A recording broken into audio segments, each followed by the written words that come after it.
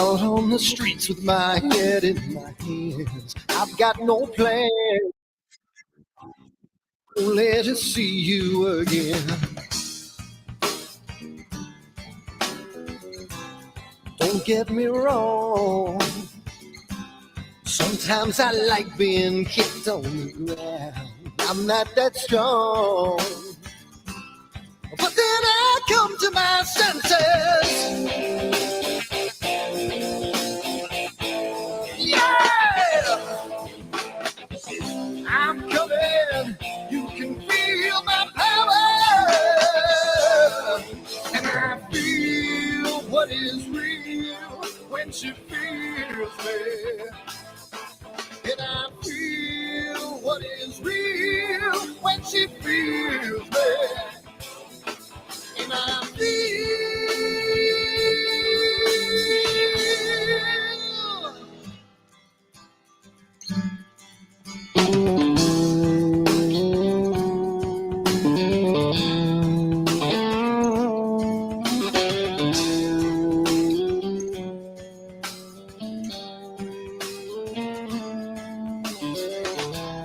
don't be afraid.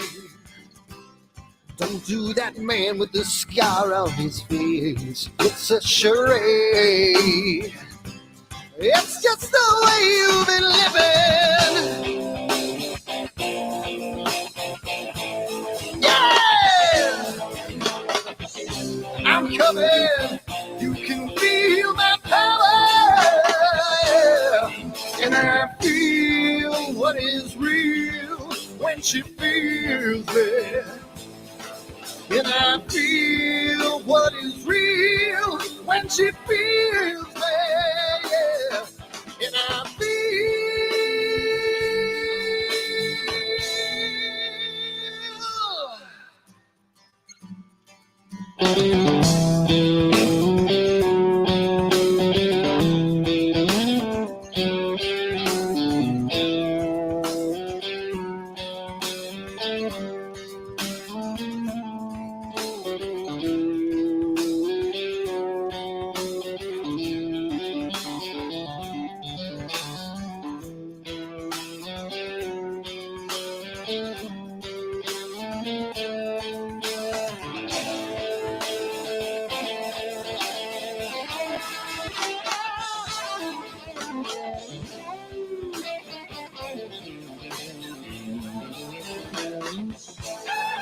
And I feel what is real when she feels me. And I feel what is real when she feels me. Yeah.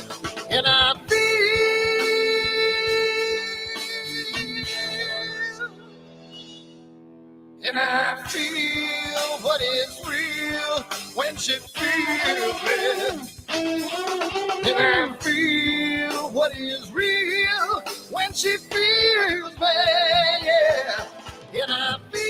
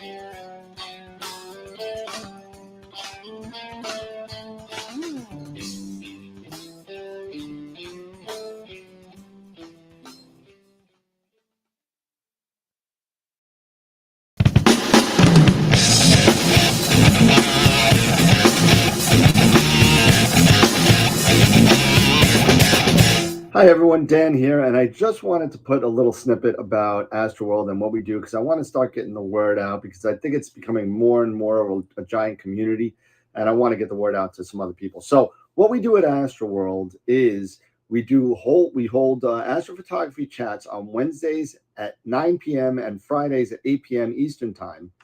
And we just talk astrophotography. Wednesday's more of a techie kind of advanced intermediate, and Fridays is more of a newbie kind of thing.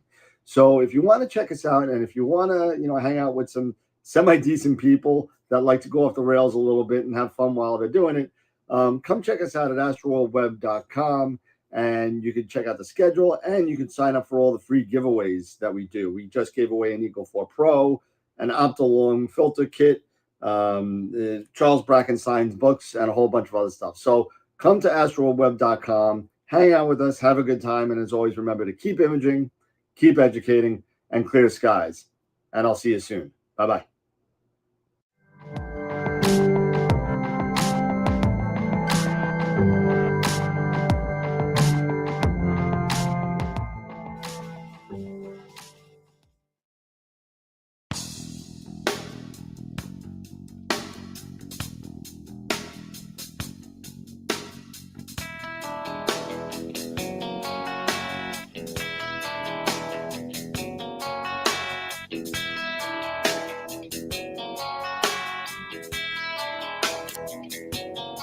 All right.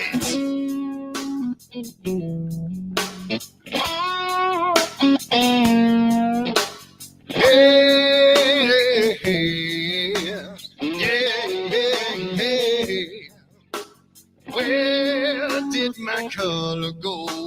Got your head in the sand. You can't be in control, using a powerful hand. I wanna be you, I wanna see you. Don't taste the kisses of hate. Don't try to tell me, don't try to sell me, don't try to say it's too late. You're gonna push me to the edge, back me in a corner, making me stand in your shoes. Push me to the edge, hot little color, it's black and white and blue. Black and white and blue, yeah. All right.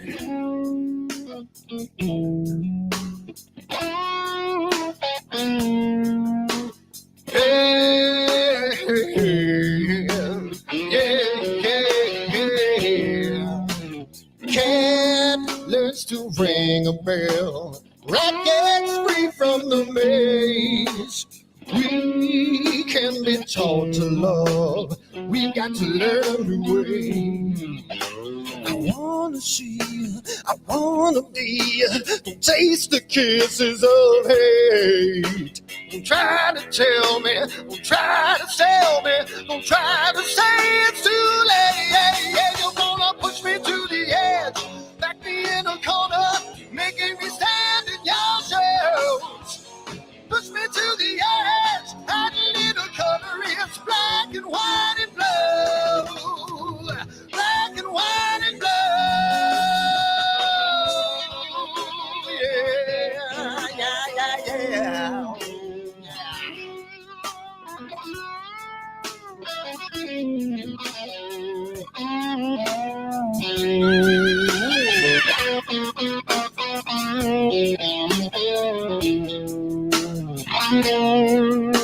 I wanna be, I wanna see, don't taste the kisses of hate. Don't try to tell me, don't try to sell me, don't try to say it's too late. Push me to the edge, back me in a corner, making me stand in your shoes. Push me to the edge, hot little color, it's black and white and blue. Yeah, black and white and blue. You're going black and white on the edge, back me in a corner, making me stand in your shoes. Push me to the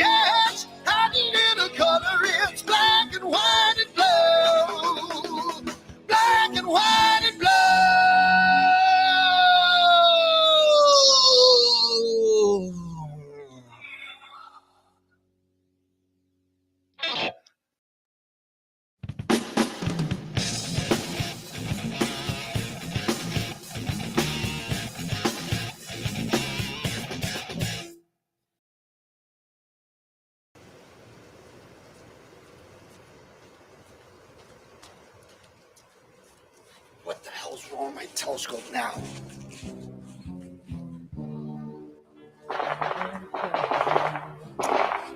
Get what's wrong with this thing.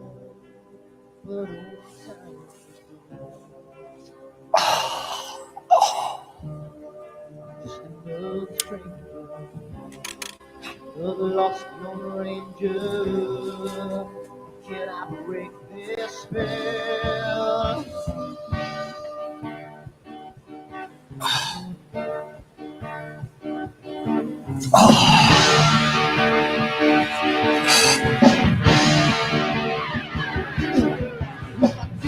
One thing right, I make two things wrong. If I want that fine line, I will always take the ball. If I just step, I can hear from the right. I sleep all day long, and I'm breathing through the night.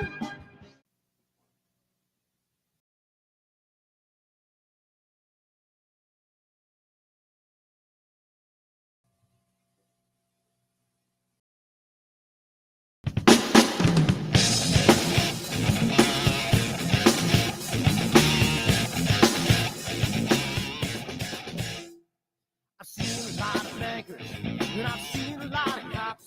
I've seen a lot of lawyers pull out all of the stops. I've seen a lot of children with their parents in their hands. I've felt a lot of women who refuse to understand. Well, I don't think I understand why we're making such a fuss.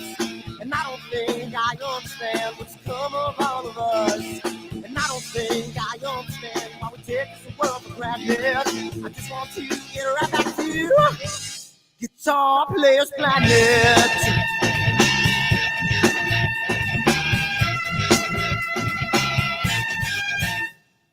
You see it in the papers, you read it every day. The riots and the fires going on in South LA. The muggers and the government, they're all wanting the same thing. They take you for your money, whatever else spring.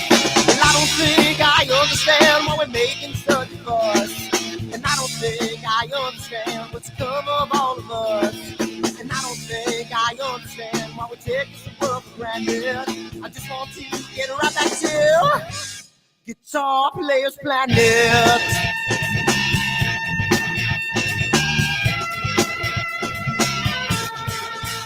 Take me.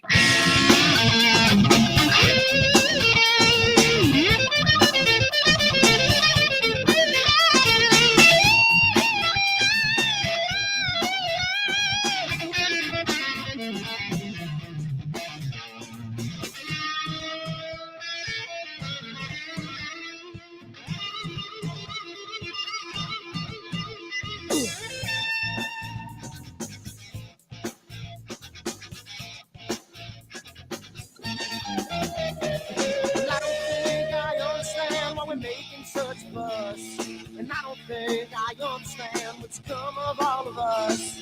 And I don't think I understand why we take this world for granted. I just want to get right back to Guitar Players Planet. Guitar Players Planet. Guitar Players Planet. Guitar Players Planet. Guitar Players Planet. Guitar Players Planet.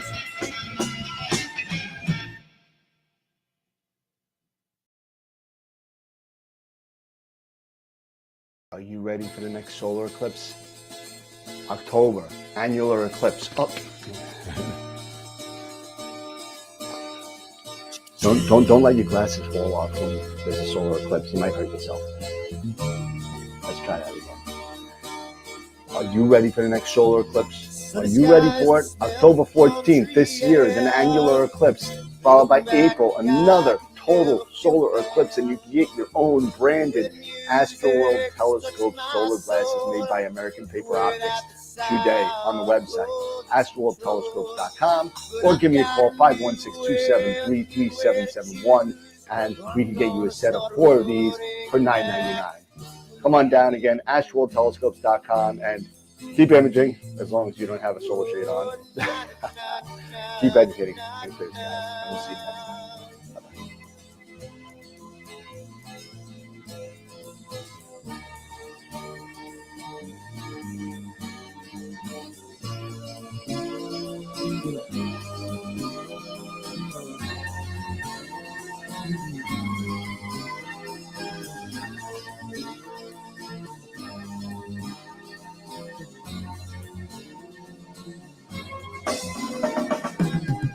Seems to me that I have lost my friend. Got the sunset on the highway again. Then I get lost on a long summer day. I must go back before it's too late.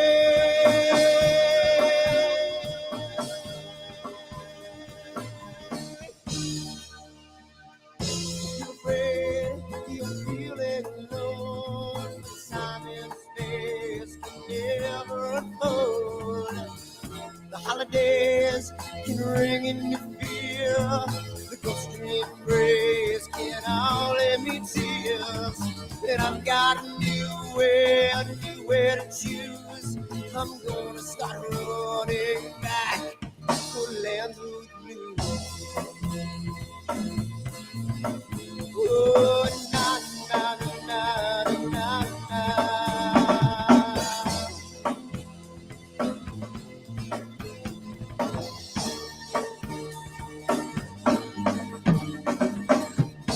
Sitting at the lake, I'm feeling confused, but I had my resolve, so I played Mr. Blues. But I'm afraid, what might be true, that I might never be back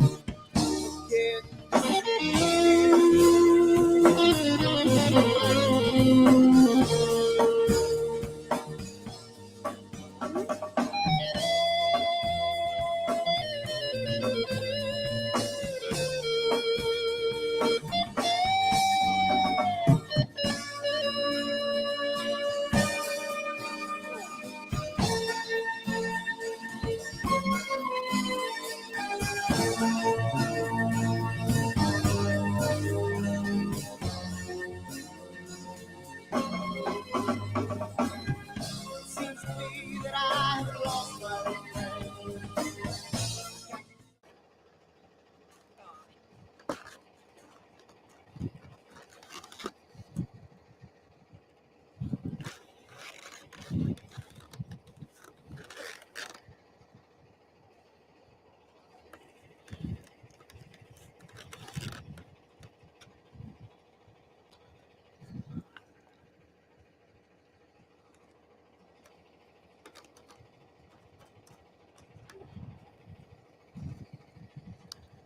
It's gotta mean something. It's gotta.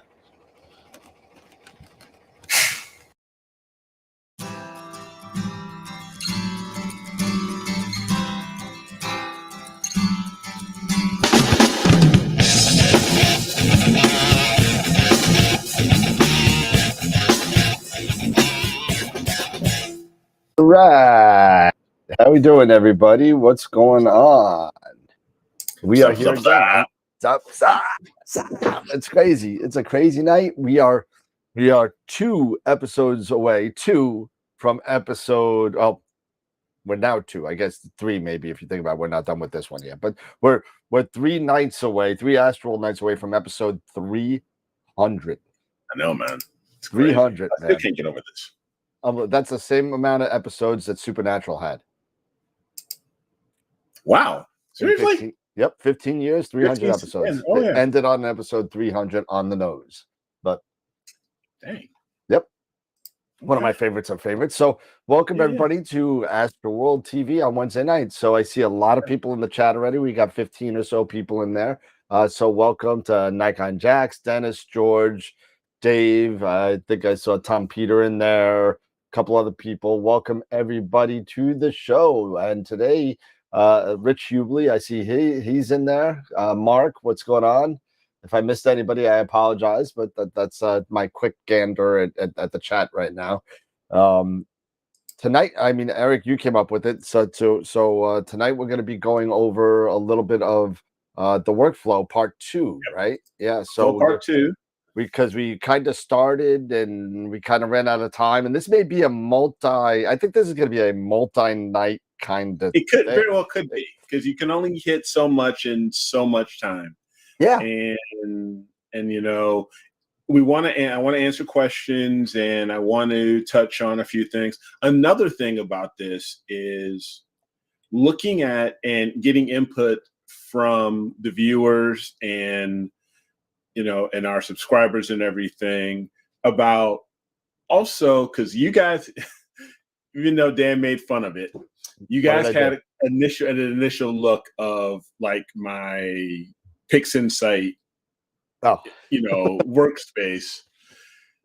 And it's all out of love, man. It's all out of love. I know. But it also brought up some very good thoughts for me. And one of them is to minimize, to be a little bit more minimalist and see what others utilize more often, you know, to maybe bring down the number of icons. Now, I have brought down that number of icons because a lot of them were like say Bill Blanchard's, you know, all this PixInsight, his pixel math stuff in Mask. But what do a lot of you use, like in common, like some common things like that, but to shrink down that number to maybe improve or speed up your workflow and just focus on certain items? I mean, for me, of course, the main 3 or 4 for me, of course, would be, you know, the exterminators,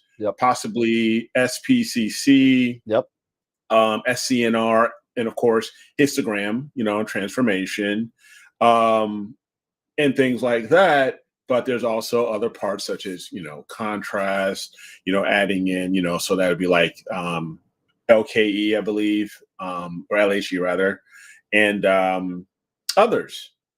And I want to hear from everybody, and thus we can get some input and we can chat about these things. Maybe we can have some good topics and conversations that may stem from this stuff that can also improve the content of the show and add on, you know, some extra thoughts that we can all discuss, not just maybe tonight, but maybe moving into Friday or maybe even future weeks, you know, things like that, to just have, you know, a little bit more focus on, you know, astrophotography and all the different aspects of it.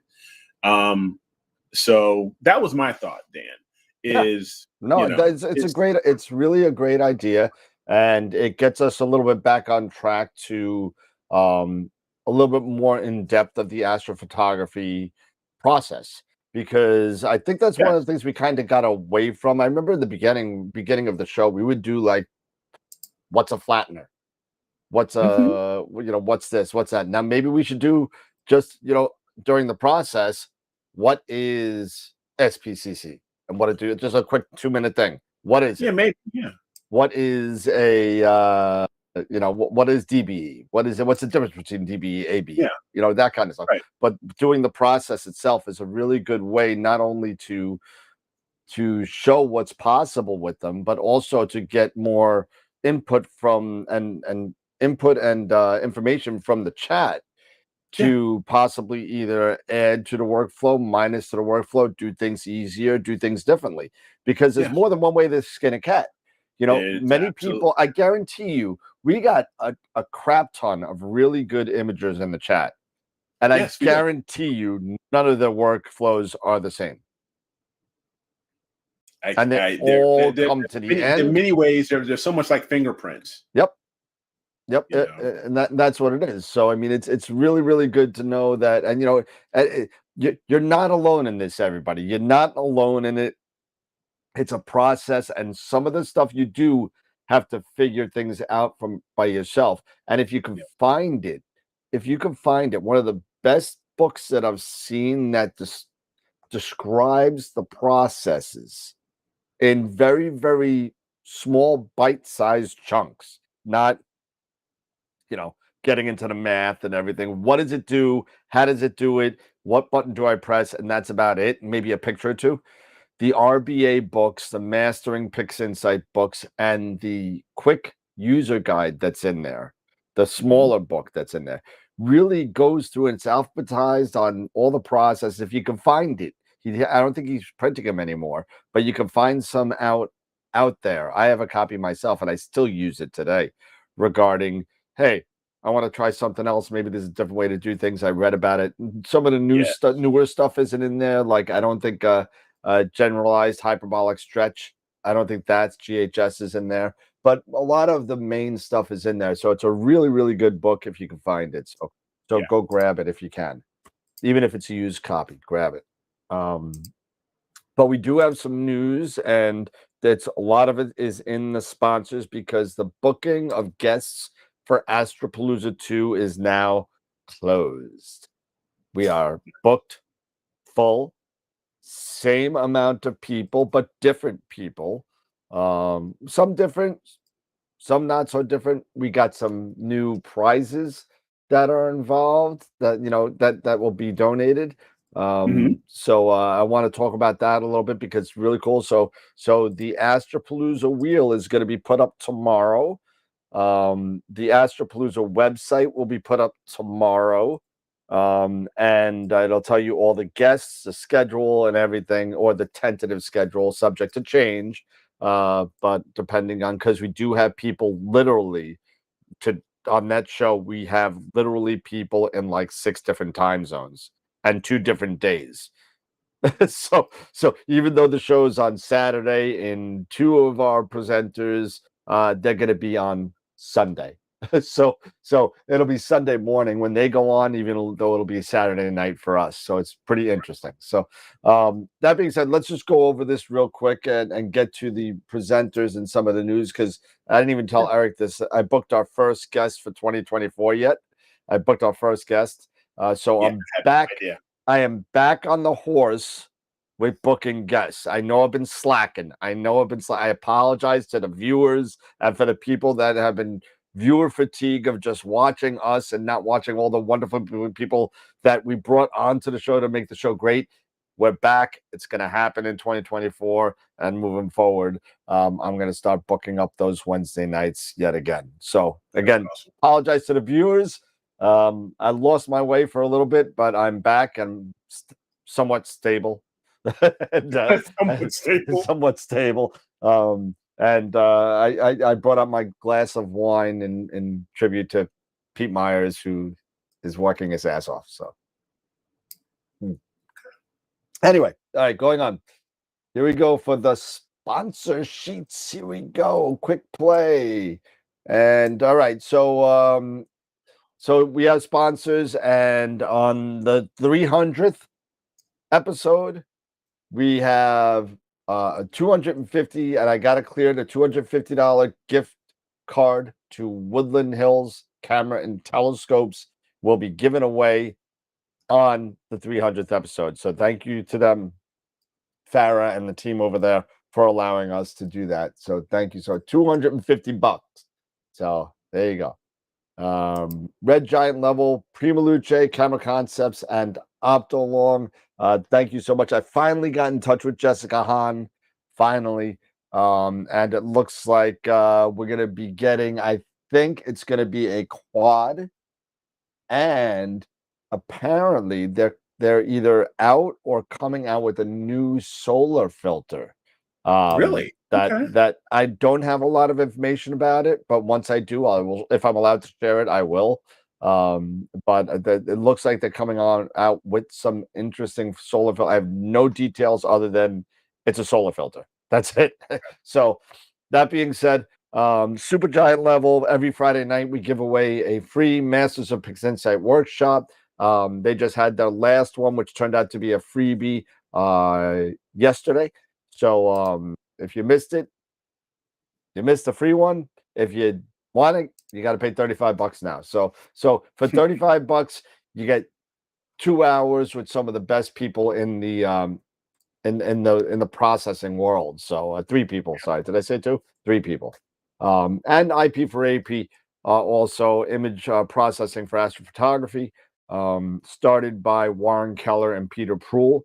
Another great tutorial and source of information for processing your images with PixInsight and for Photoshop.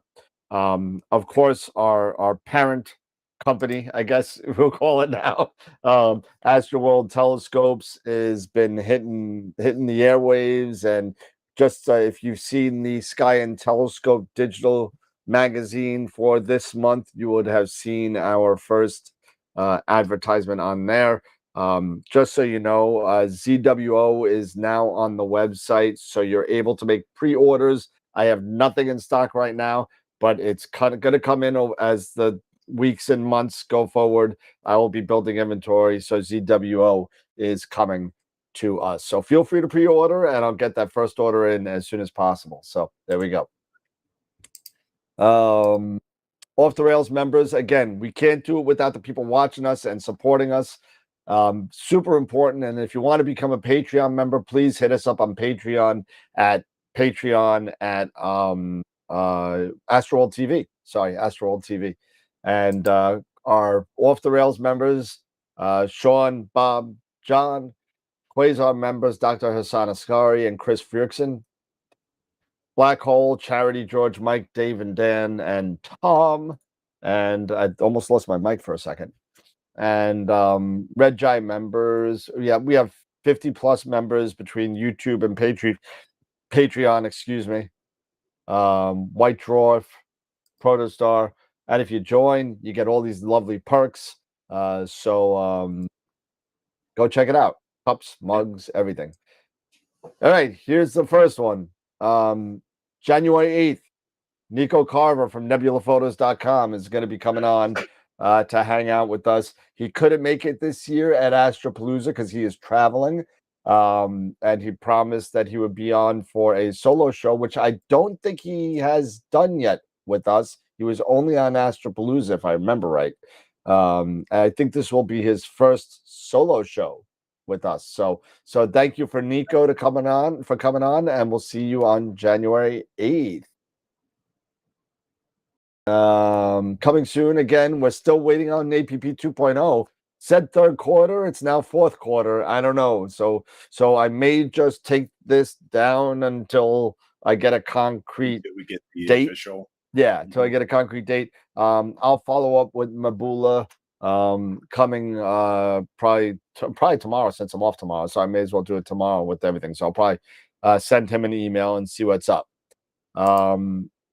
Like we said before, Eric, you want to take over episode 300 slides? Good. Yeah, go. I mean, yeah, it's like, what can I say? AstroWorldWeb.com/E300. It's happening in 2 weeks. 2 weeks, November 15th.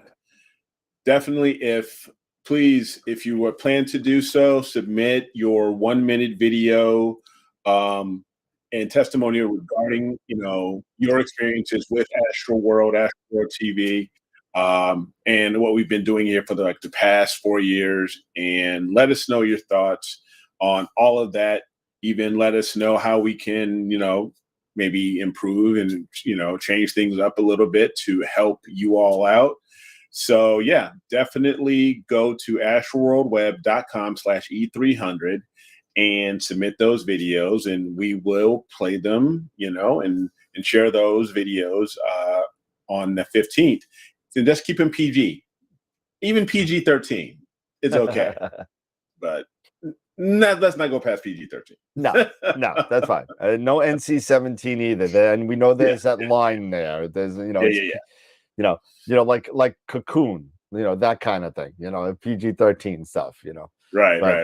No kind of stuff. And thank you, Bob, I saw you posting it. So now we have 4 videos in there. I'm going to start hitting up the vendors for some videos. So it's going to be cool. So it's going to be nice. Depending on how many videos we have, I'll split them up into 2 sections of episode 300. We got to think about something for a whatchamacallit, a schedule for 300. I don't know what's going on for it yet, but let's see. So yeah, Yeah, we'll figure something out. We got 2 weeks. We'll probably end up to day 13. We'll come up with something. yeah. So, Yeah, all right. the last minute. So AstroPalooza 2, here we go. This is the final guest list right now. So December 9, 2023, starting at 2 Eastern. Yes, I finally changed the time on the slides. So Trevor Jones, Dylan O'Donnell, Sean Nielsen, Stacey Downton, Scott Roberts, Masters of Pix Insight, Charles Bracken will be back, Dr. Sass will be back, Tom and Clark from Prima Luce Lab, and Wayne Parker. So that's 13 guests over whatever, 8 hours or whatever. Last time we ran 9, I think. So it's going to be a long day. I'm sure that other people will pop up. You never know who's going to pop up. And I'm going to leave one kind of thing, one line open for people that may just want to come on and say hi when there's nothing going on. So, but usually there's something going on. You figure 30, 45 minutes for each guest, and 9 spots. So, I mean, that's quite a number of hours. So it's going to be a lot of fun as usual, even though I'll end the show with a shot of whiskey like I did last year. So that being said, image of the week leaders. Here we go. And it has been updated to add Newman as number 1 pick for last week, which was the solar ring, right? So still tied at 6 with Dave and Tom for image of the week, followed by Greg trying to make that two-peat for the most images of the week. And there's only 4 left, if I'm right, counting right. Is it 4? Like that. So we got the 3rd, the 10th, the 17th, and the 24th. 24th. That's it. Yeah. So there's 4 left. There's 4 left. So AZ Forerunner, Starlancer, you can walk away with it if you go 4-0. Actually, Mark, you can run away with it too. So, I mean, you got to go 4-0 though. So you got a lot of work to do. But I mean, hey, you never know. So there is the pictures of the month as they stand. Nothing has changed since Billy won in September for the West Vale, and Octobers are going to be up for vote when? We usually do them. I believe it's actually going to be on the Friday, the 3rd Friday. I mean, are they up on the site yet as pictures? No, they are not. They're not Okay. up on the site yet. They will be soon.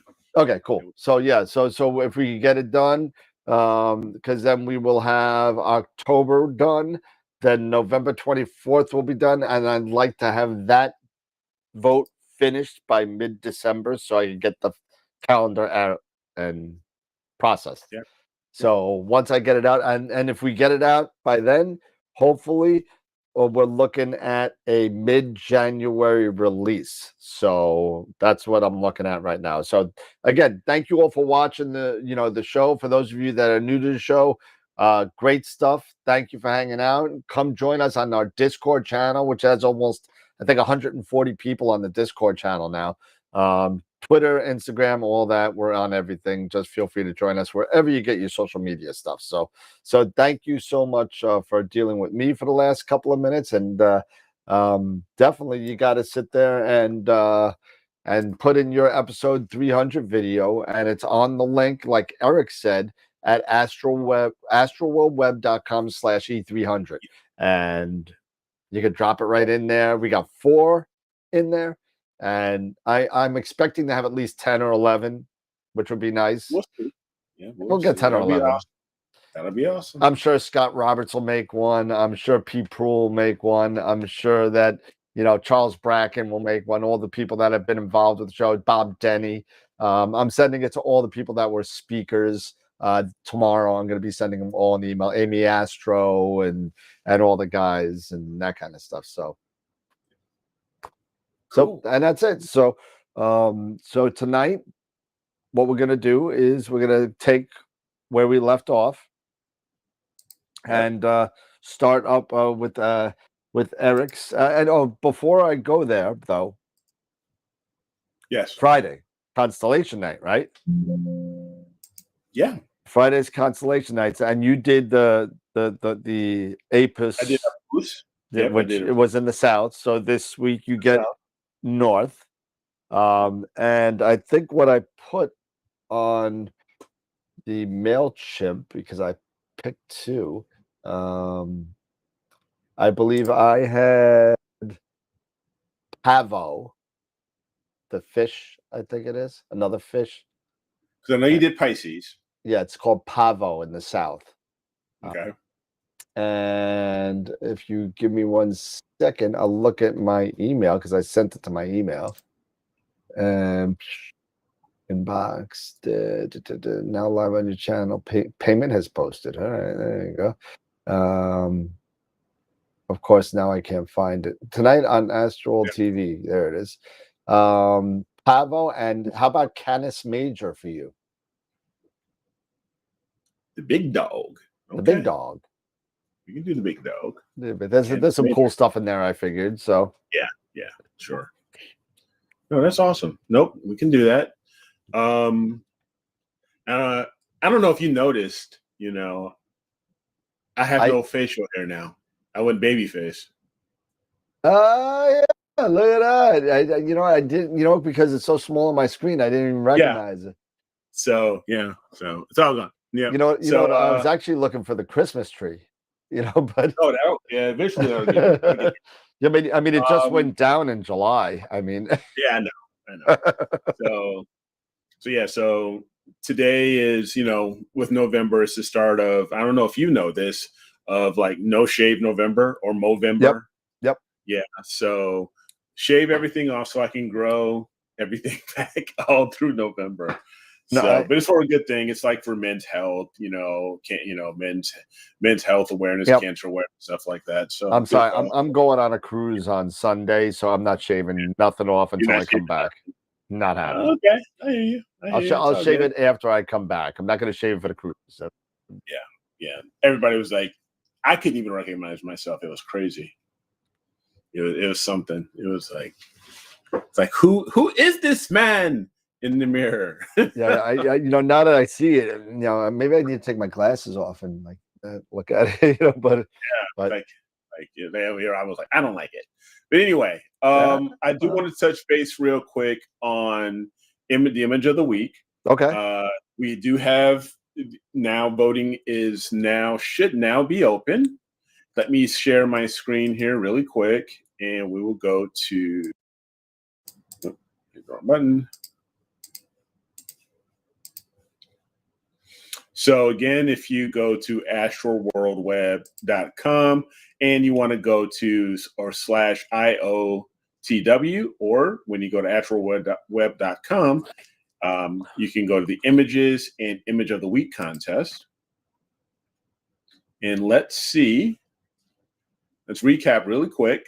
Yep. Again, don't forget, winner of the image of the year will receive the new Optilong quad band filter, courtesy of our friend Sean Nielsen from Visible Dark CA. So again, if you are interested in getting any assistance with PixInsight, want to take your images to the next level, and like some one-on-one assistance and what, want to do a tutorial, definitely contact Sean. You can go to our website here on the image of the week page, and you can actually click onto this area, the yellow area, anywhere in the yellow, and that will take you to Sean's website, Visible Dark CA, and you can reach out to him then and sign up with him, schedule a tutorial with him. He's one of the best out here, one of the best in in the biz.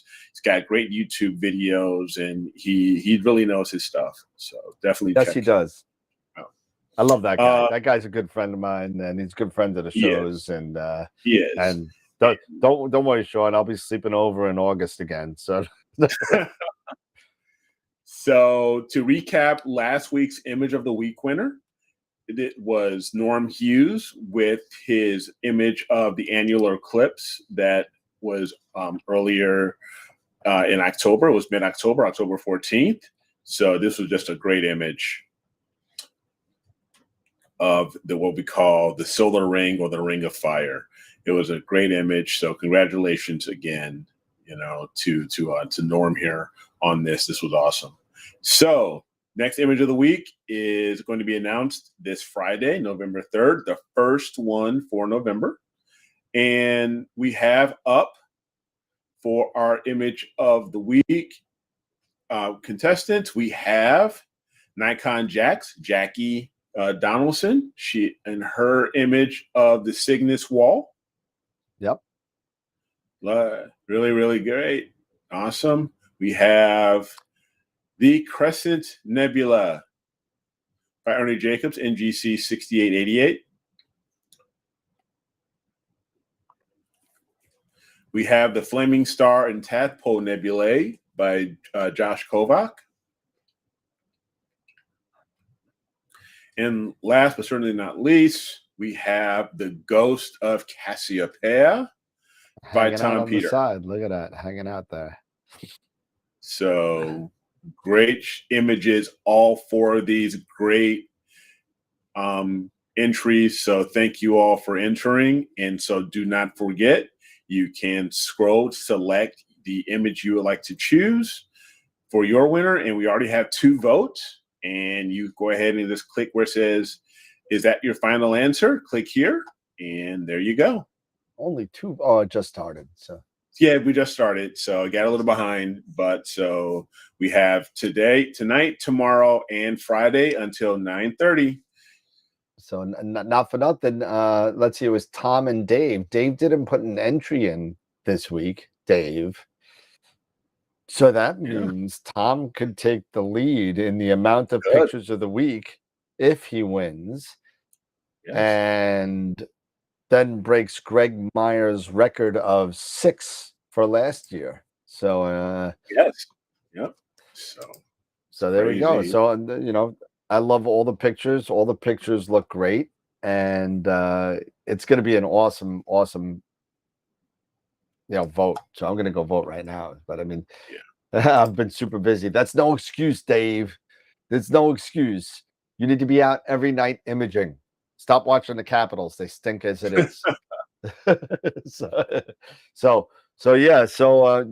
And since we're on it, I'm going to share my screen real quick because I just want to let everybody know that let's see, I could quick play this, and the AstroPalooza shirt is up for sale. Now we're doing the same exact thing that we did last year. All of the proceeds are going to go to an Astro registered club on the wheel. So if you have an astronomy club and you want to be part of the check that we're going to send for the proceeds for this shirt, hit me up on dan@astroweb.com, and then what we'll do is we'll send you a check for any of the profits that go from this shirt will go to that club as a donation, labeled as a name from the members of AstroWorld TV. So that's how that will go.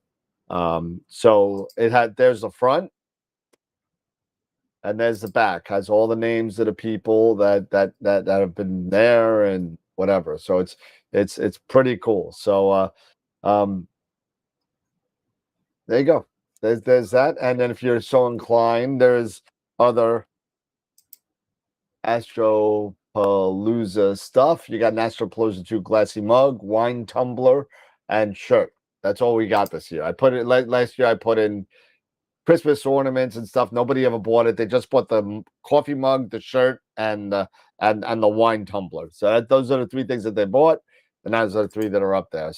But the shirt, all proceeds go to a registered club. And if you want to be on the wheel for that for AstroPalooza, email me your club's information at dan@astroweb.com, and I'll throw it on the wheel. So very cool, very cool. So I'm going to do all that stuff tomorrow. I got a lot of stuff to do tomorrow. Jeez. Yeah, you do. Busy. It's all fun. So, Eric, where did we leave off with the processing of that image? It's on Friday. Where did we leave it? So we did Gragspert. We did a little bit of background traction, and so let me go ahead and I'll share my screen here, and I will load up that project here. and then I'll switch it on over. Yep.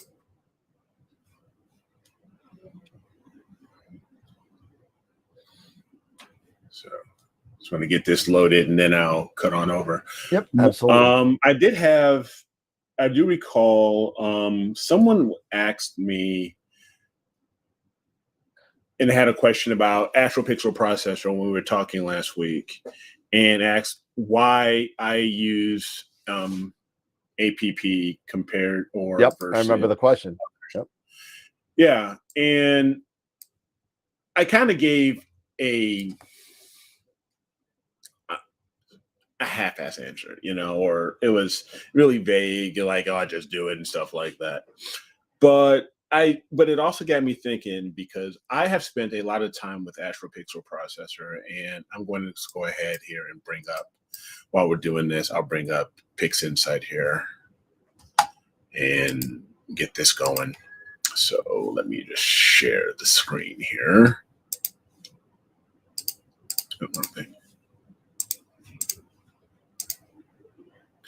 And hide this. Okay, so here's where we're working off of. And this is LDN 1345, I believe, is what this one was. If I'm mistaken, let me just take a look at this here. 1357, sorry, 1357. So, but when it comes to AstroPixel processor and why I use it a lot, there's a lot of different reasons. One is, and they were asking, how to, comparing it to world WBPP. WBPP is also, it's very good. I do like a lot of features of WBPP, such as simply selecting maybe a folder and it's splitting off everything. So if you have a bunch of lights, for example, say you're doing multiple filters, you're doing LRGB or SHO, you can, and if you have them all, maybe in a lights folder, and then you have subfolders like your HA03 and S2, but you can just grab the light folder and dump everything in there. Can't do that with this, but there's a few things I do like. One is that when you are doing processing, and I'm going to cancel this here really quick, and we do an integration.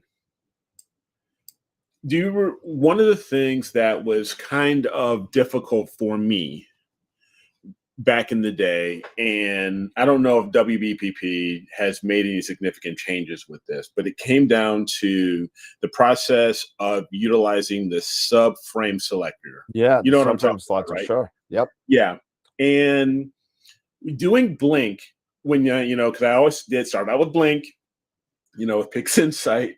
That's what you have a visual view. You're looking visually and critiquing those lights. However, and choosing those lights that you want to utilize. So there's that visual part of it. Then with subframe selector, it would be more, you have to do certain weights and things like that. And you had to put in a little parameters. bit of parameters for whatever you wanted to judge your image on. So you could do it by eccentricity, FWHM, signal to noise, and so on. Right. So one of the cool things that I liked about APP was the ease of basically eliminating the subframe selector, right?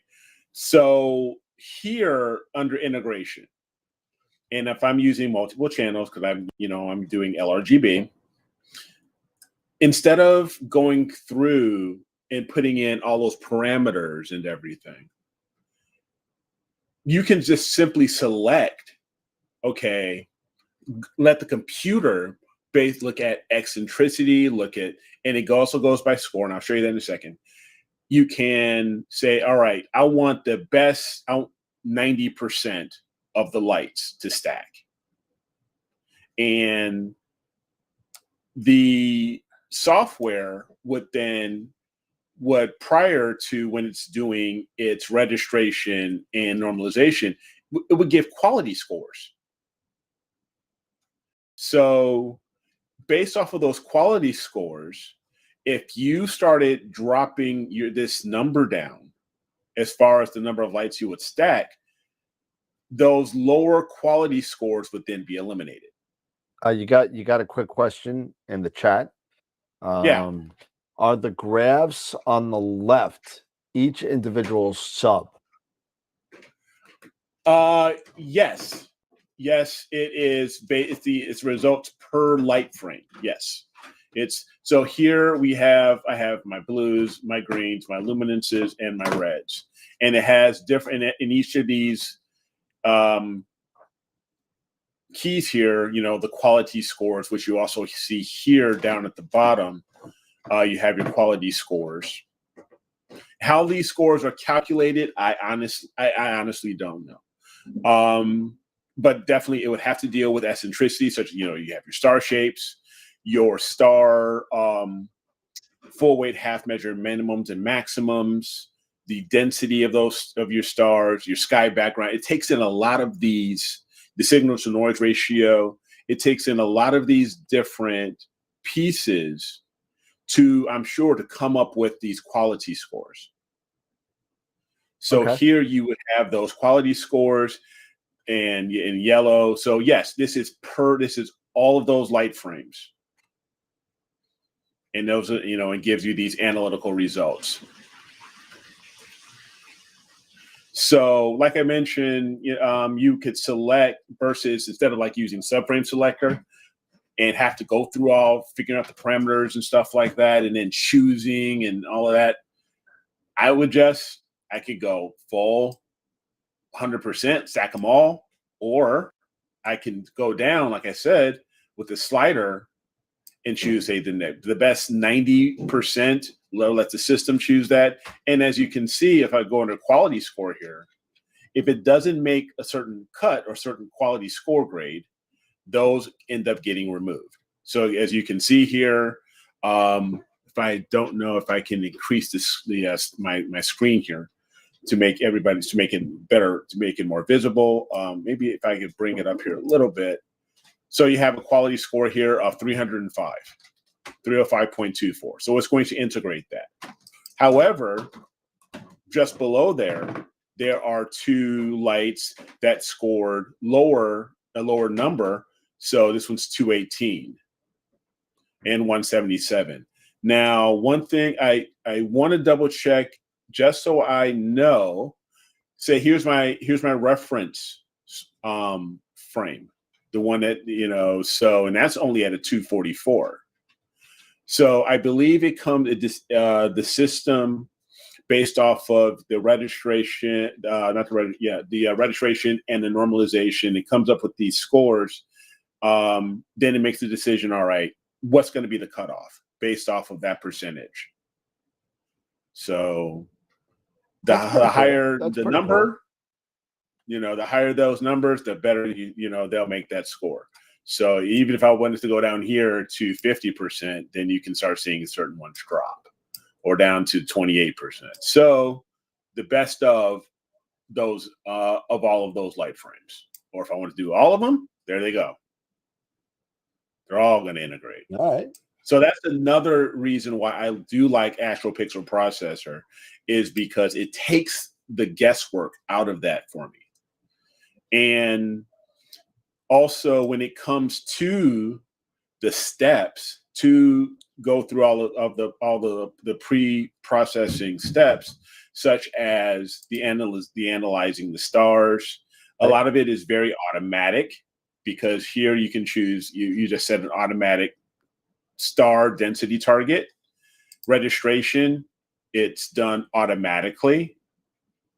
So, and you can just simply go right to start registration, as well as my normalization. Either I disable it, or a lot of these are already set to certain default levels, such as their modes and methods of normalization, which is like, say, multiply scale and neutralize the background. And all you got to do is just normalize. So a lot of things are already set, and then integration, as I mentioned, a lot of it's automatic. So like the integrate automatic here.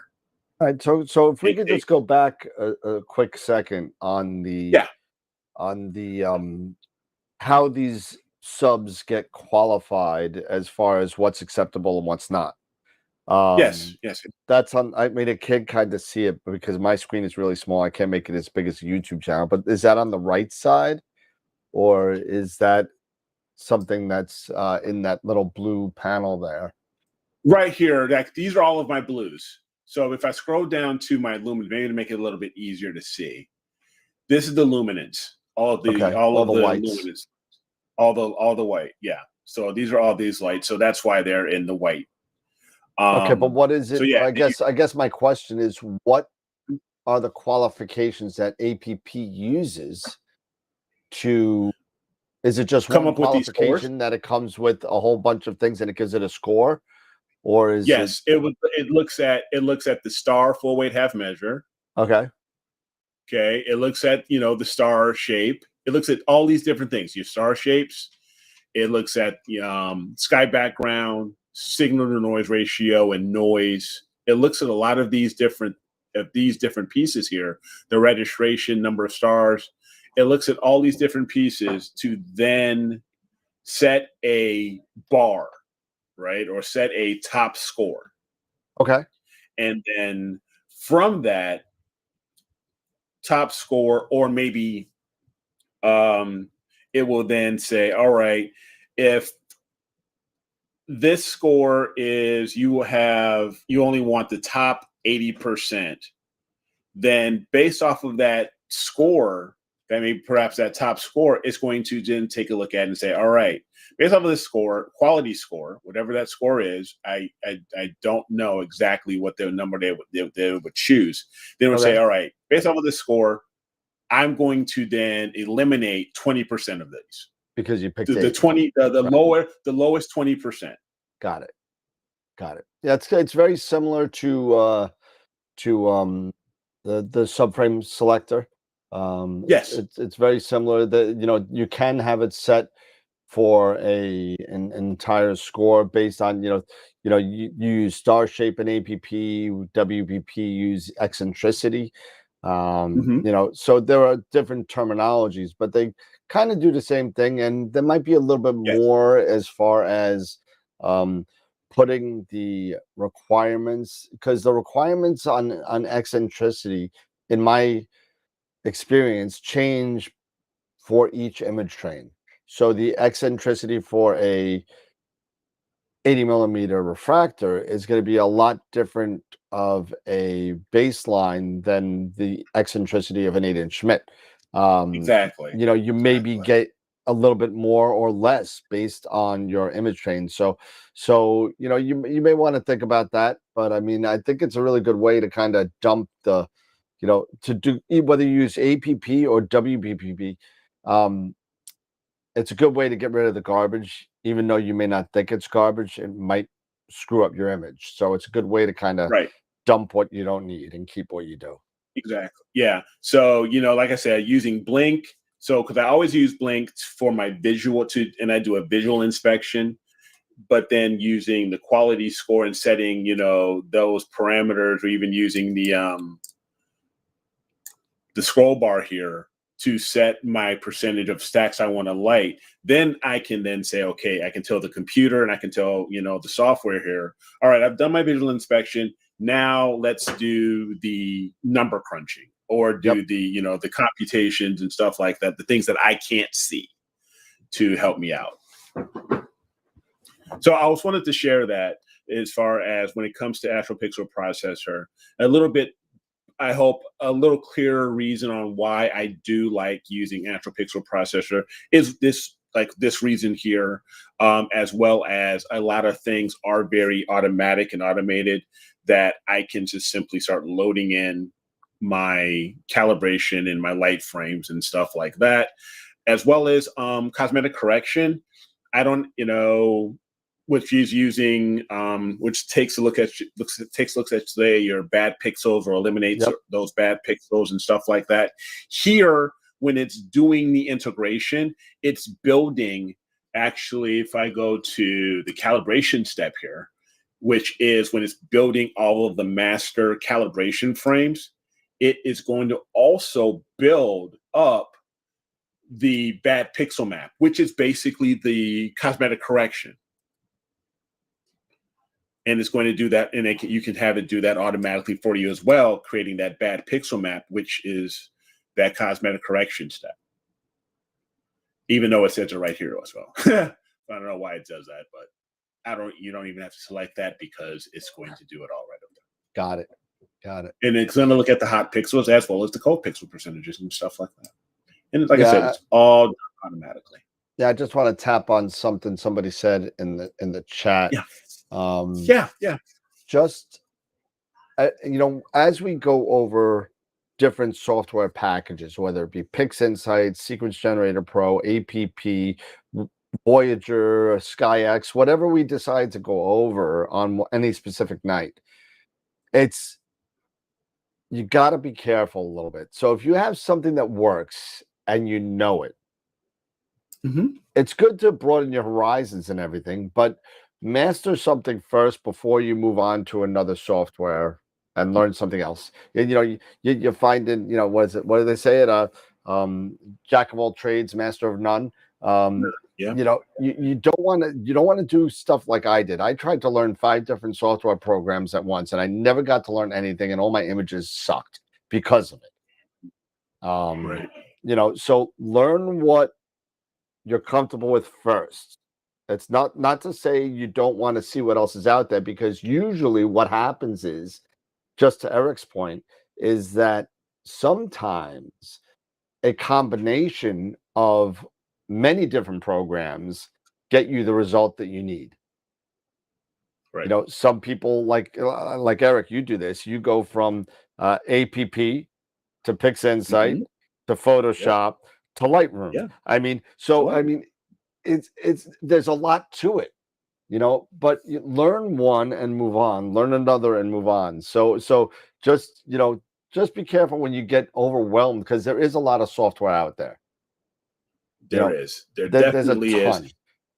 There's a ton of stuff out there, and like you mentioning, like my process of APP, PixInsight, Photoshop, Lightroom, and it doesn't mean I'm using a heavy amount of all of those, because I don't know all of them. I'm not a master of PixInsight, of course, or I'm not even a true, or Photoshop and Lightroom, but there's certain pieces that I'm familiar with that may work for me on a given image. Yep. So I'm only taking a very tiny part of something out of that particular application and utilizing it for what I need. And just to your point, you stack in APP, you bring in, you're bringing it, because APP, as far as I know, at least up to this point, doesn't have a lot of noise reduction software in there. No, it does not. No. So you got to bring it into something else where you could do either like a noise exterminator or something similar, whatever you use. Do some processing in there. Do your post processing in Photoshop and Lightroom, and then put it up there. So maybe even another program. Some people like to actually, convert their photos in another program. So I mean, it's really an interesting way, but it can be very overwhelming when you start spending hundreds and hundreds of dollars on software that you may not even use. So just be wary of that, and talk to your people that do it in your club. Talk to your people that do it online. Get all the information you could do before you consider making that purchase, and find out what you're going to use for your workflow before you sit there and spend $1,000 on a piece of software. That's the only thing I'm saying. Yeah, exactly. So I just wanted to just call that out really quick before we hopped in to back over here to PI. I wanted to go back and, just correct, my statement, and give that person who asked that question, I hope a more clear answer on why I use APP. Yep. So here we are we have our images here. And if you don't remember necessarily what you've done in an image, don't forget, select the image. If you go to History, Explorer, and this is image here, and what I've done. So for right now, I was tinkering around with this.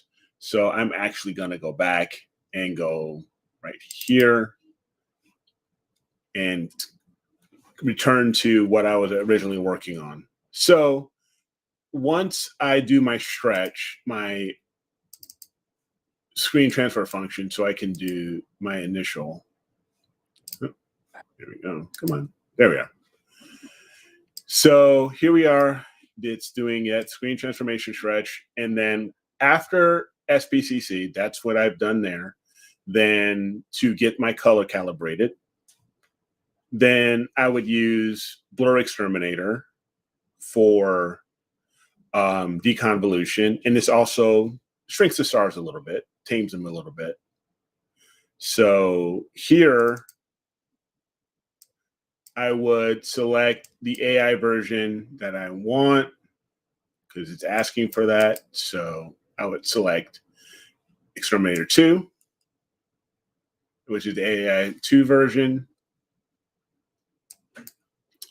And then I would do my preview and let it, and actually when it stops, I will cancel this, because one thing that I did miss, and so I'm going to step back, is to create a preview, right? I want to create a preview to take a look at the work I'm doing on a smaller scale, because when you do it on a larger scale, like this is doing right now, sometimes it can take a little longer. So what I'm going to do is I'm going to select a preview, create a preview here, this area, which is actually going to end up being my target area that I'm going to and this is actually the target image here. So, sorry. I did it again. I hate when I do that. I meant to go to the preview. So I would go to the preview, then I would begin to work with Blur Exterminator within here. So let me just do that here. Go to preview. I'm going to scroll this back. Now I can take a look at Blur Exterminator and then begin to take a look at my whenever I make my adjustments and adjust my star halos, how things will look. So let's go ahead and let this just shorten. Go ahead and change here for a second. So here we are. And this is basically, if I have these settings here, this is how it would look within Blur Exterminator. Then if I click the very top button here of the transformed image, that is the before image. There's the after image. And if I wanted to adjust the halos, I would just go down a little smidge, maybe down to 2, and then we can take a quick look-see. And I would just begin to do this and adjust these sliders, these parameters, basically on how much I want to sharpen or how I want to deal with these halos. Yeah, because and as you can see here, right here, there's quite a bit of a halo. Yeah, you seem to have a very large halo in that bright star. Yeah. Yeah, there's a very bright star with quite a bit of a halo here. Now which cam? Well, I think it's a 2600. I see it. This is a 2600. Well, which filter are you using? These are the Antlia LRGBs. So this is the RGB set. So this is the Antlia RGBs here. That didn't do much with the halo, to me. It didn't do much. So, and then we can just continue here. And I believe, as you go smaller, then I'll go down to minus. Let's see what this. I go to minus 10. Go drastic, and let's see if there's a big. You want to go drastic? Yeah, let's go drastic, and just see. Let's just go to 0.25. Yeah, that's fine, and just see which way it goes. Let's see if there's. Yeah, let's see how it goes. I'm just curious because. Yeah, and I am too. Yeah, I am too. Because to me, it looks like it's a a smaller halo in the original image. Yeah, and maybe also because I'm emphasizing on this preview here, so it's giving me Could be. that larger. Yeah, it could be. So we'll just let this take and see how what this goes. Okay. See, now let's go switch here. Oh, yeah, sorry. I hit the wrong button. Turn it off, turn it on. Let's see. Yeah. It looks like the star got smaller and the halo got bigger. Get bigger, right? Which is kind of weird. You try go plus 0.25 and see. Yeah. Let's see.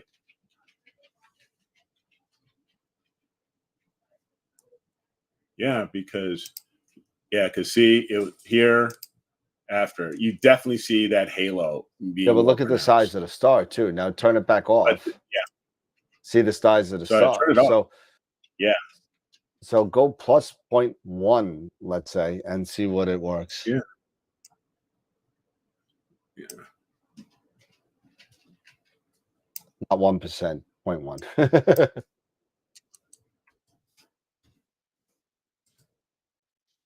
Let's see a look. Let's see what happens. Yeah, let's just see what happens here. I'm just curious to see what happens there. So I am too. Now that you brought this up, I am as well.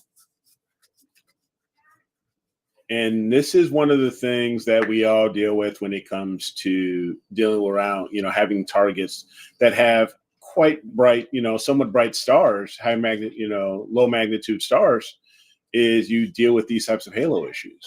Yep. Okay. So it's still there. Yep. But I thought I got rid of it. All right. That's odd. Yeah, because I just clicked on it because that's usually shows transformed image. Yeah, off and on. Yeah. Yeah, off and on. I didn't make any changes. Nope. What did you do, Karen? What did you do? Yeah.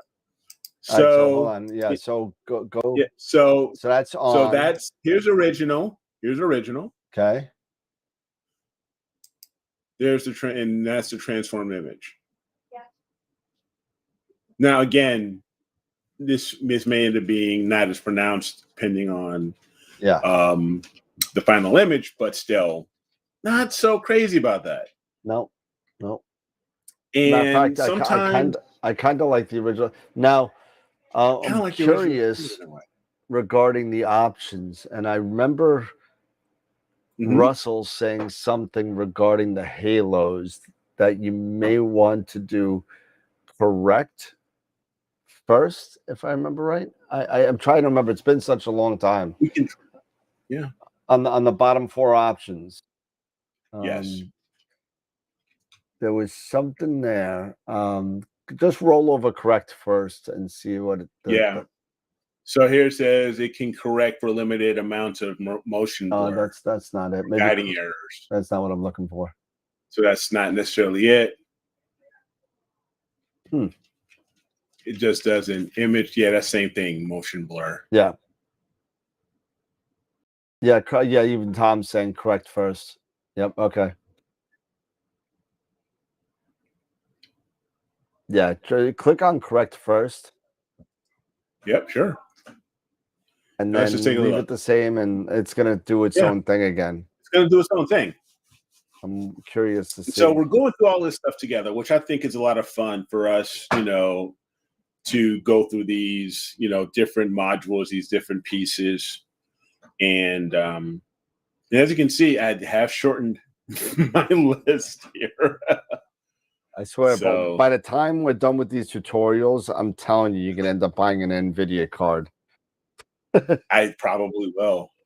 Who knows? You never know. Never know. Because you have to deal with CUDA and stuff like that. Yeah. Because because CUDA will help things, I'm sure, make things well, it'll make at least the 3 processes that you use, from Russ. They do run. I mean, my blur exterminator for the whole frame takes about 12 seconds for the whole frame.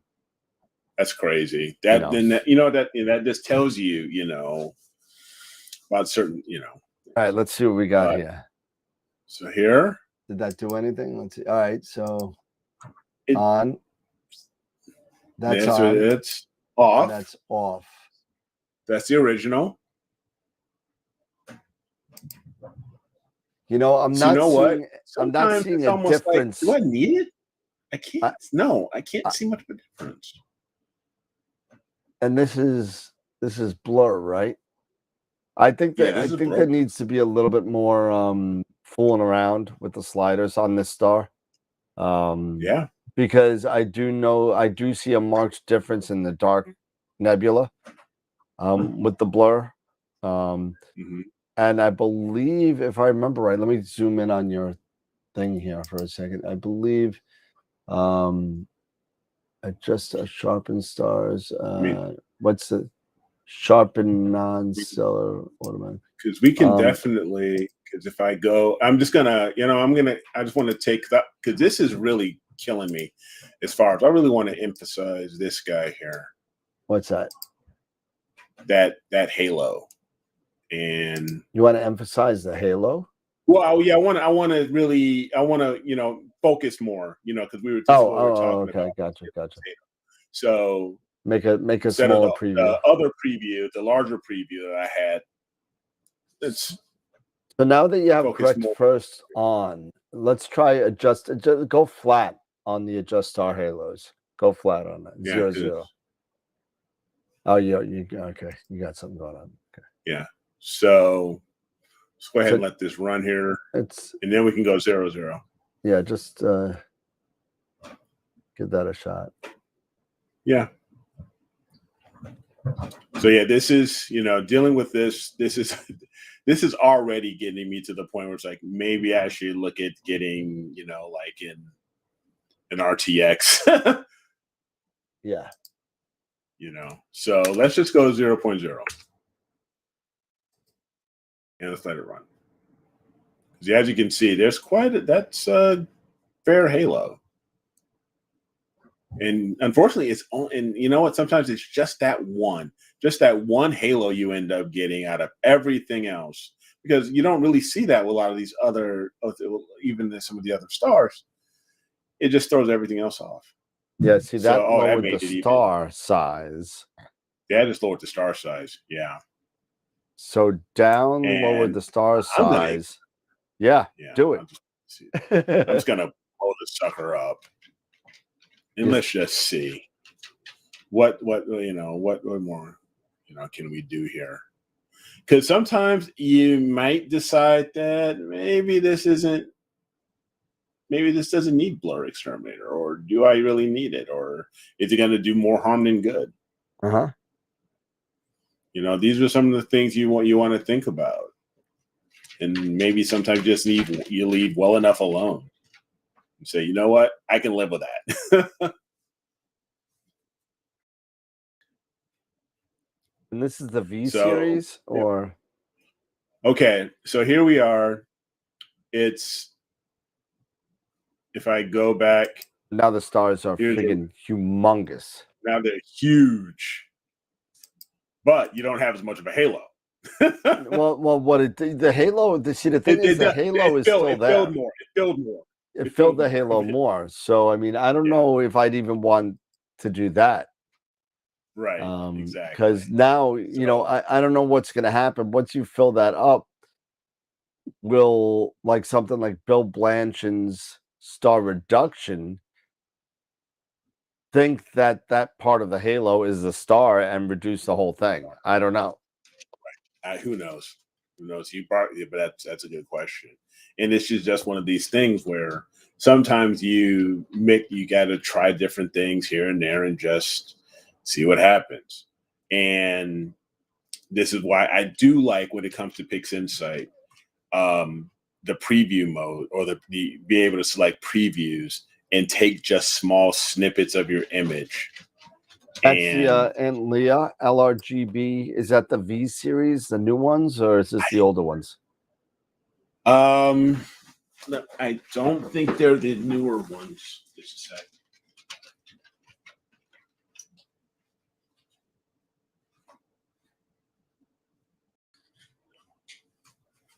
Yeah, you could do that. Absolutely, Tom. He's saying to use StarX, take out the stars and clone stamp the halo out. So I think Eric left us to find the bomb. Sorry, no, I'm here. Sorry, I wanted to just double check on something here, and I might actually have goofed. I don't think those are the Antlias. Okay. I think those are no, I think those are Optolongs, because my Antlias are 1 1/4, so not 2 inches. Darn it. See, that would make sense to me now. Yeah, because I know Antlias, although some dealers out there are saying that they won't accept any returns on Antlias because they're expected to have some halos. some haloing, right? So I don't think, because I do have the Antlia V Pros, but they're the 1 1/4, and those are actually in my edge. Different filter wheel. Gotcha. It's in a different filter wheel. So I apologize. So, and that's another great thing is when you are doing these that I do like, and I kind of like this also with APP does this in a way as well. But with the History Explorer, if you make a goof or anything like that, you make a realization that, hey, something's not right, you can definitely go back. So I killed the RGB here. I killed the preview. And if I go back, I can return back to the original. And what is it that again?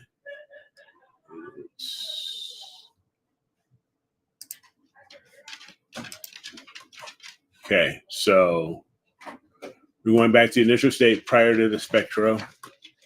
And we're going to go to SPCC, Optolongs. And I'm wondering if it still has my settings here. So, see if it's going to blow up on me or not. No. Bunk. Because I thought it was going to blow up because, and do the because the astrometric solution. The solver. But yeah. But it's already been looks solved. Like, so. Yeah. So here we go here. Looks like that piece is done. And what is it again? Is it Control or Shift? What? I thought there was a way to get, to remove that. Yeah, Control. Yeah. Okay. So let's take another quick preview here. Let's take a look now. Still has it. The halo still hasn't gone away. But, okay. So we'll go ahead and I'll just go ahead and just do the blur exterminator here because we just want to talk more about the workflow.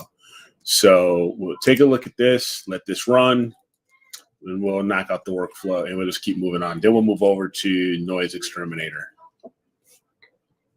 Now, when it comes to noise exterminator, I believe I was told that as far as the settings, and I believe I was told this within some from I don't know if it was Ron who mentioned this or someone else about two different types that you can, two different settings that you can utilize noise exterminator for. So first for your linear or unstretched, and then go to non-linear. There's also an option or setting for non-linear. So here we are. And we can then, if we wanted to, we can just go ahead and just add that here, let it run. And then we're just going to go ahead and move on.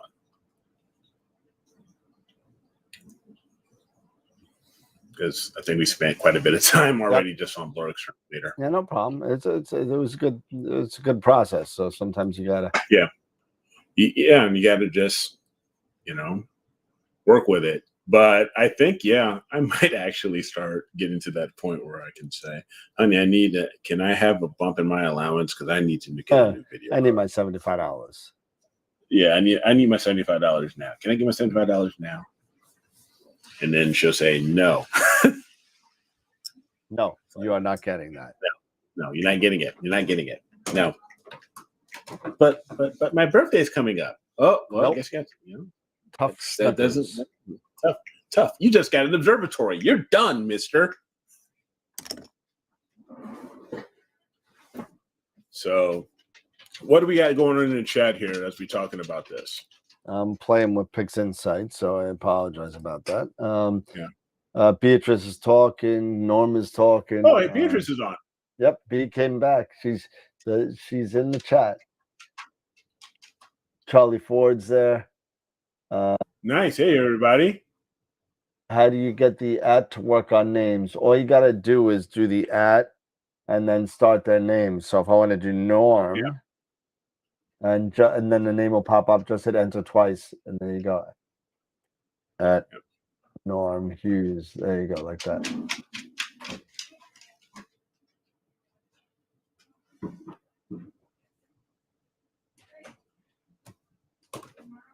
Let's see. Beatrice was talking to Charlie that she uses different exposures times for Andromeda. Yeah, Andromeda's out now, isn't it? Yeah. Yes, it is. Yeah. Yep. That's what I do a lot too, is short ones for the core and longer ones to grab, especially in HA, to grab, the dust lanes or bring out. Yeah. So, absolutely. For sure.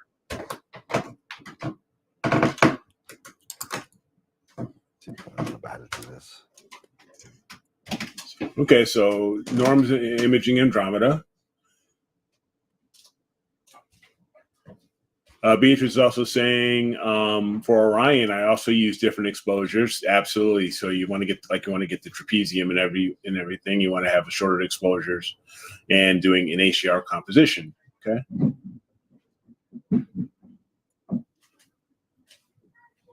So I just wanted to know if this works. I'm just trying to refresh my memory on this real quick. Yeah, sure. Because I am looking forward to really having Orion back later. Probably it's going to be out where I can image it much better, probably towards late November, I would say, starting in December. Because I really want to go after and spend some time to try to get the Witch Head and maybe even M78. There's a lot of stuff. Corin, Eric, I plan to buy a gaming laptop to run Pix Insight. How much RAM do you need? Do I need as much as you could afford? Yeah. Seriously, as much as you can afford. This is a desktop here, and it's got 128 gig of RAM. Well, so I mean, if you can get whatever you just look for the best. If you're doing processing on that, I think you and I both, Eric, have maxed out our motherboard at 128. I believe. I know. I maxed out my motherboard at 128. Now, yes. 64 is more than enough, I think, to kind of do things. But when you're using a laptop and a gaming laptop, you're really at the mercy of the processor there. Now there are certain gaming laptops, I believe, that also they also have separate GPUs or graphics processing units, even laptops. So you want to maybe take a look at that to see if maybe that laptop has an NVIDIA card in it, and see what type that is, and maybe that can also help sway things. If King for a day and money was no option, right? Mm-hmm. Get your laptop for your image acquisition only. Cheap laptop, $500. Just get whatever. Yeah. Spend the money on a desktop where you could sit there and use a large calibrated monitor in order to do your processing. Because you know what? unless if you're spending a lot of money on a laptop with like a really sick, display, Yep. even a really crazy display on a laptop will not match the best desktop monitor you could get as far as image quality and color calibration is concerned. Because once you start getting into printing these photos or sending them somewhere to be printed, it's more and more important to be your colors to be equal to what you're seeing on the screen to what you're seeing on paper. And the only way to do that is to have a properly calibrated monitor and a good place like Bay Photo or others. I think there's another one in Canada that's really good, in order to make sure that things are the same way that you're seeing it. So spend the money on a desktop, laptop only for acquisition. And even if you get 60, I have a 128 because I run the show. You know what I mean? And I need that to do the show. I need the ability and the speed to do that. So I got a Ryzen 9, which I'm looking to upgrade, and 128 gig of RAM with a 4080 card in it. So it's a pretty tricked out kind of desktop. But not everybody needs that. You don't need all that.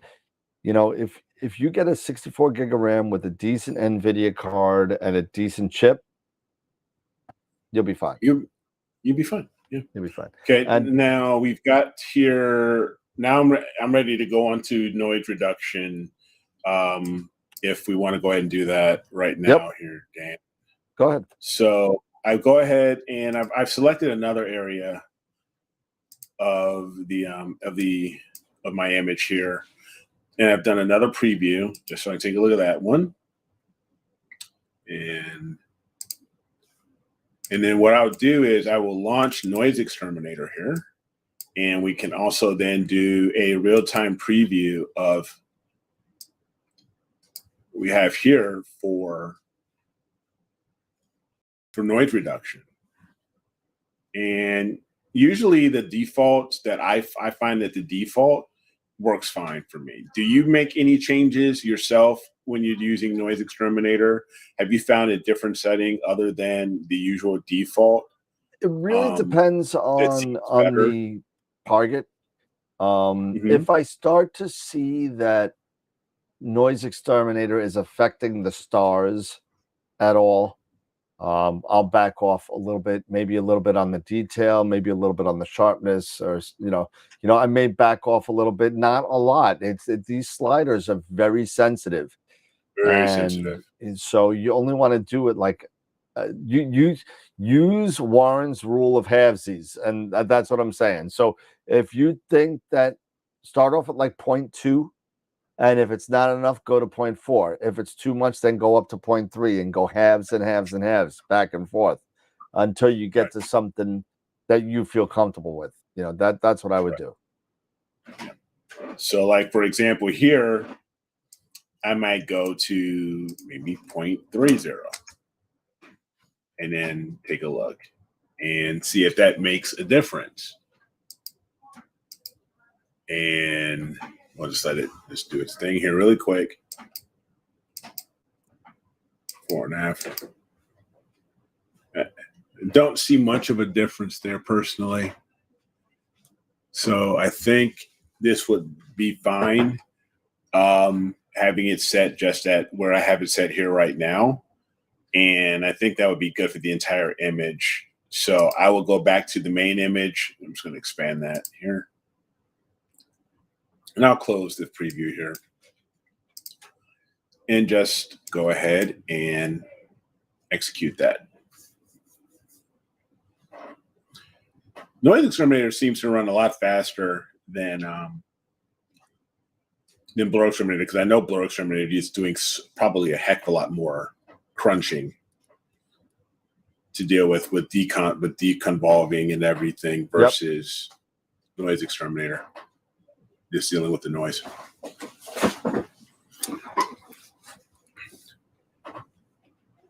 So usually what I have started to do,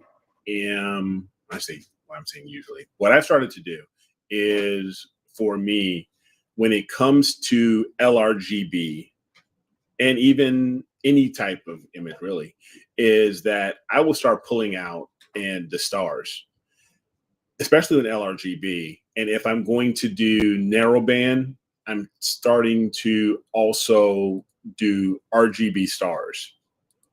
So I will go the whole gambit doing narrowband and then spend some time, if I can't, depending on the time, the moon cycle, if I can, I will go RGB and try to grab RGB stars.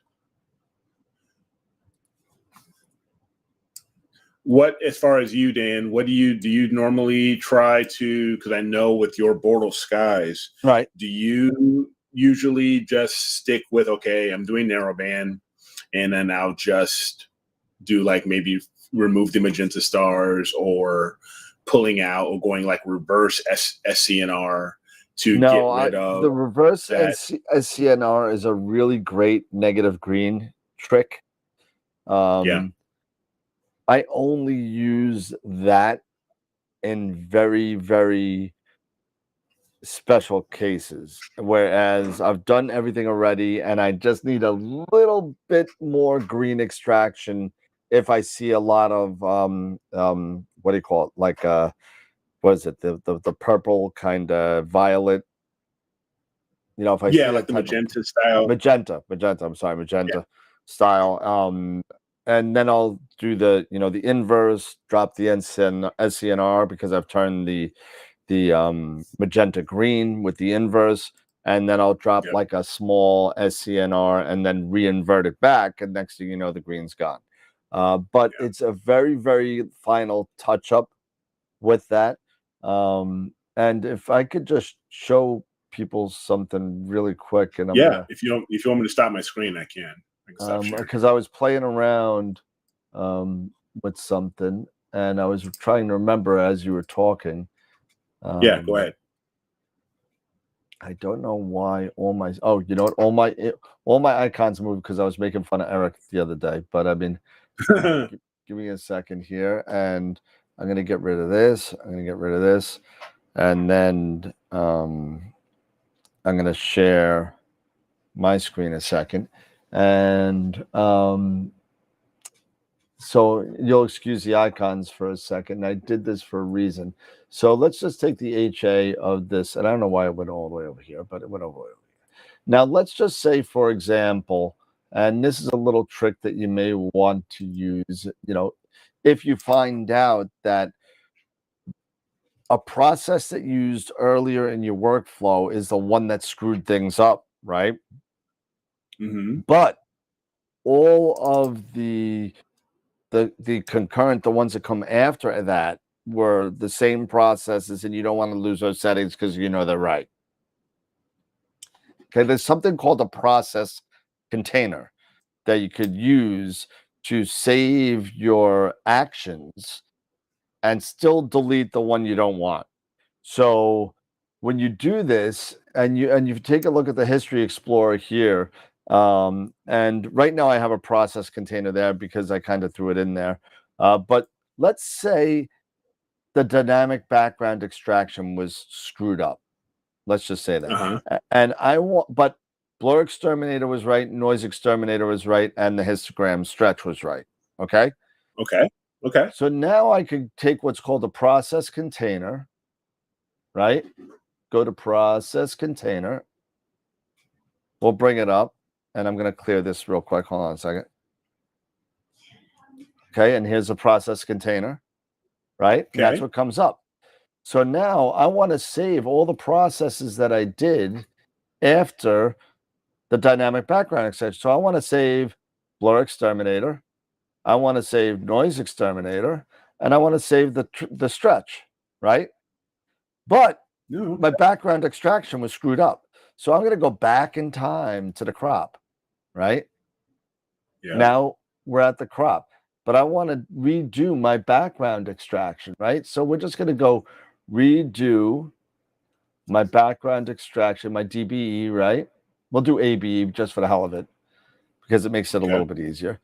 So we'll do an ABE, and we'll do target image correction. We're going to do subtraction. We'll leave just everything just for, and we're going to discard the background model and replace the target image just because we want to conserve the history of the image.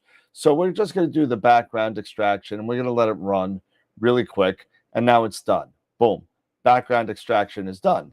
If we want to stretch it and take a look at it, that's what it looks like, right? So now I want to apply these to this. Yep.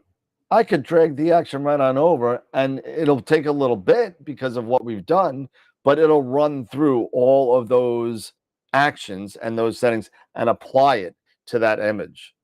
So you don't have to sit there and redo everything, do the settings and all that kind of stuff. But the one thing about this, and there's another way to do it, you could drag each one over, which would be a little bit easier. But if you notice, it'll drag the process container over too.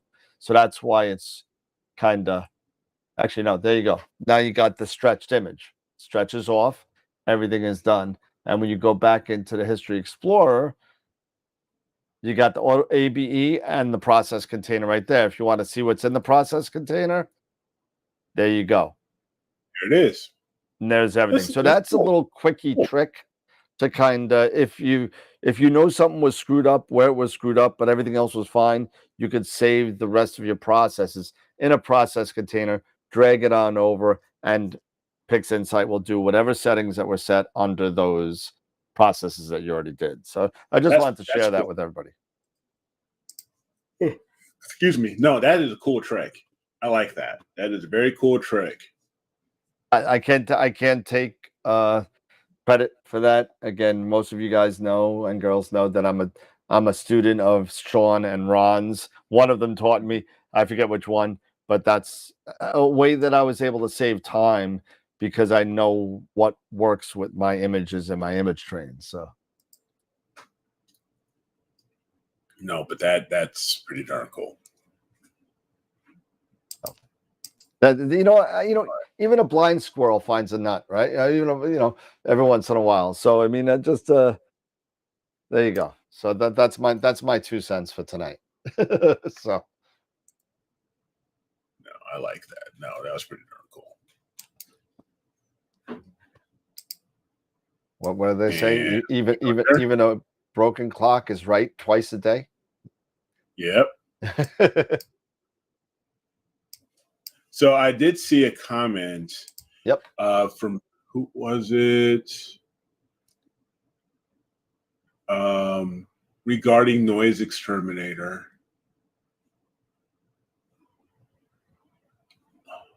About turning it down. Oh, here it is, Tom. Sometimes when you're using Noise Exterminator on a linear image, you need to turn the detail way down or you'll get crazy blotching in the background. Yeah, I've seen that. And in many occasions, I've actually waited to use Noise Exterminator, even though it's not recommended, to use it on a nonlinear after the stretch. After the stretch. Because... And what do you mean by, Tom? Just real quick. Sorry, Dan. What do you mean by way down? Like the slider. Yeah. No. Like all the way down to 0 or down to 0.1, like 0.10, or is there, when you say way down, how far way down are you talking? I'm just curious. But you go, please, Dan, what you were saying. No, that's fine. 0.05, he just said. So that's pretty darn low. So I mean, you may be able to see a big difference there as well. So yeah. All right. So where we at? It's already 10:36. Wow. Yeah. This so day's let's just whipping by. Yeah.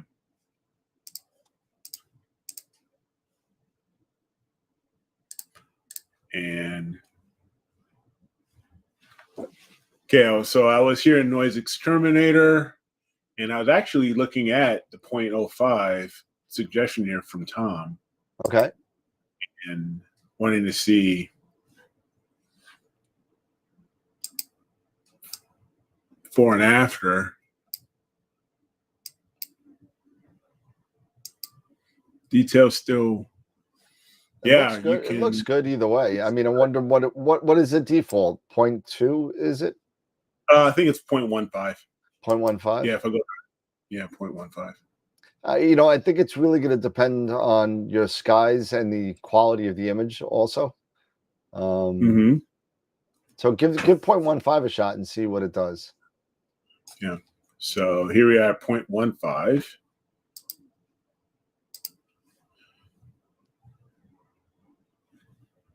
And if we go down to 0.5, take a look and see.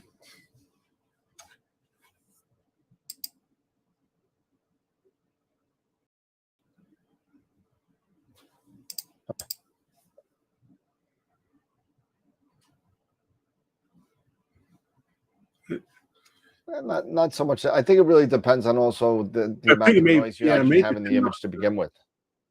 Right. It may do. Yes. So when we go here, we will go this back to the main image, and we'll go ahead and apply. Head up to the main image. Usually this noise exterminator doesn't take too long. And then when it comes to Star Exterminator, I'll probably move that down and do my stretching and everything. Now, do you do your star? Do you extract stars and then reincorporate stars later, or do you do that more often now yourself? Because a lot of people I'm seeing, or at least hearing about, they'll pull out their stars, they'll go starless, and then they will work on the stars separately and then bring them back in. I pull the stars out as early as I can, so I don't screw them up, because I will. So I pull them out as early as I can. So probably just after Noise Exterminator, I will pull the stars out. Stars out, yeah. And then after that, I would work on them as two separate images. Sure. And then I would work on the stars, get the color, keep the noise down, keep all that, concentrate on the nebula or galaxy, whichever that may be. Then work on that and work on the background and the details of the object as well. And then I would reincorporate the stars after I'm happy with it, and then do a final stretch and be done. Okay. So here we have Star Exterminator. And this is normal. Now you want to create a star image. And do you normally also unscreen your stars? Yes. Yeah. So we can go ahead and do that here. And execute this. So it can create that star image as well as, going starless. So we'll let it go ahead and do that. And then same thing. Then I'll go into my histogram transformation and start the stretch on the two separate images. So we got going on over here.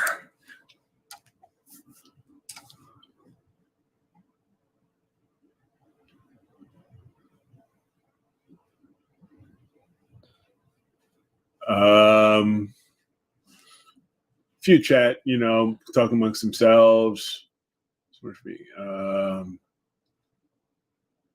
Yeah, you can definitely run it as much as you need. As far as you're referring to noise exterminator. Yep.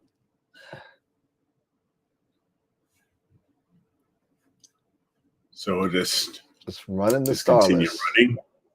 Yeah.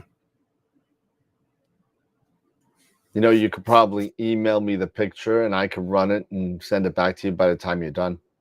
I know, right? Thank you. I'm just playing. Much obliged. I'm just playing. Much obliged. Oh, sorry. Yeah, with the you and your NVIDIA card, whatever. Hey, listen, it's definitely. Hey, I guess it's showing, to say, hey, there are some things here that you might want to consider. Let's see if I'm going to pull up and I don't have as many stars, and I'm going to share my screen real quick. Yeah. Okay. Cool. While Um, this is going, that's totally cool. So and I'll stop sharing. so what I'm gonna do is I'm just gonna run, and I don't know if I downloaded it. Did I download it? Yeah, I did. Star Exterminator, right? And here it is. And unscreen stars, and we'll just run it on the picture that I have. And wait for it. Wait for it. You still running over there, right? Did you get finished yet? Yeah. Let me take a look. See here. Let me just take a quick look. No, it's at 70%. I'm almost there. Okay, I am actually 98%, and I am finished. Yeah. So You're finished. you know, so just Wow. again, it's not apples to apples because you had a lot more stars, but just to give you an example of, you know, that was mine took 16 seconds on this image, and I got a starless image, and there's the stars right there. Yeah. You know, so I mean, it really does show the speed at which the NVIDIA actually helps you.